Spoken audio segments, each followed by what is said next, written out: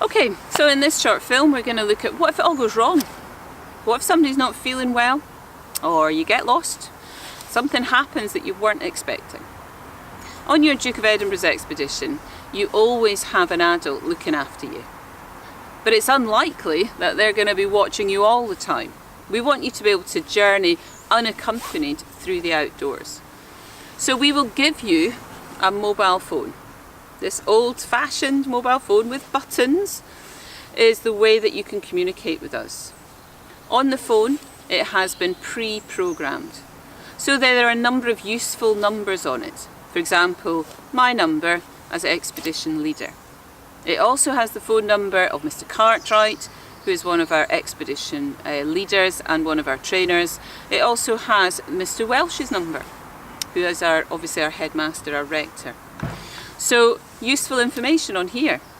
And it also has in this phone a pre-programmed text option where you can text the 999 services. When do you use this? Well, if it's a non-medical emergency, so you're lost or somebody's just feeling a bit unwell, a little bit sad, then you can use the phone to phone me. And I will be able to tell you where your adult is. I'll be able to get in touch with them. Remember, in your rucksack, you've got a tent, you've got a stove, you've got warm clothing, you've got sleeping bags. So you could just set up your camp. Doesn't matter if it's on the side of a hill. If it keeps you safe and warm, then that's the most important thing. If the situation that you're in is life-threatening, somebody is ill or injured and you're worried about them, then you would phone 999. Ask for the police and they will put you in touch with Mountain Rescue. Inside your first aid kit, you will find this piece of paper. It's an emergency action plan, and it will help take you through the steps that you need to go through. It includes being able to locate yourself. If you can give the rescue team a 6-figure grid reference, they will find you much quicker than just saying we're in the hills and we're near Edinburgh. So being able to describe your description and describe your location is important. Make sure everybody is safe and warm and stay together as a group. If you are unable to get phone reception from where you're located, then you would send 2 or 3 people off to get help. They would have to take with them their own supplies, because if something happened to one of them, they would need to be safe and warm and sheltered. Have a clear plan of what you're going to do. In the areas that we do expeditions in, there is always phone signal for 999 emergency calls.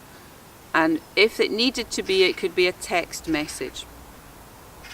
So be able to make good decisions. Use the skills that you have. You've all done first aid training through this year's programme, and it's very easy to make that decision when you've got a bit of knowledge. If you'd like some more information, please go to the lifesaver.org website, which is the Resuscitation Council's website, and we'll put a link for that on this film, and that will help you to brush up on some of your training skills. While we're talking about emergency situations, if you do end up with a helicopter coming to rescue you, please try and make sure all the rucksack covers and things that might fly up from the ground and be pulled up into the downdraft of the helicopter, try and make sure all that's tucked away.